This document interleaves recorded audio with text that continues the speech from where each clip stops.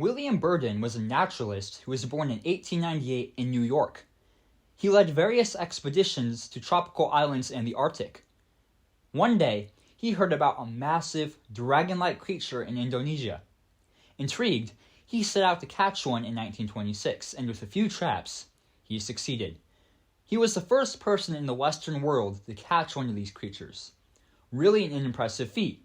I mean, he caught more than one of these massive, deadly, almost mythical creatures at the time. He returned home from his expedition with 3 Komodo dragons. Now, I've made a video on Komodo dragons before. They grow up to 10 feet long, can swallow goats whole, and are venomous. They have even been known to dig up people's graves to swallow the remains. These things are absolute monstrosities. They are these massive, deadly beasts which Burden set a whole expedition out to catch one. Sound familiar? Well, it's not a coincidence.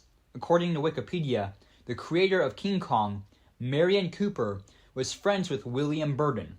Burden's trip inspired Skull Island in the original Kong story.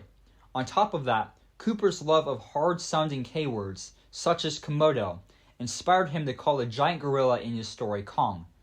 As a matter of fact, instead of the fight between King Kong and a dinosaur like we got in the 1933 film, Cooper originally wanted to film a fight between a real gorilla and Komodo dragon.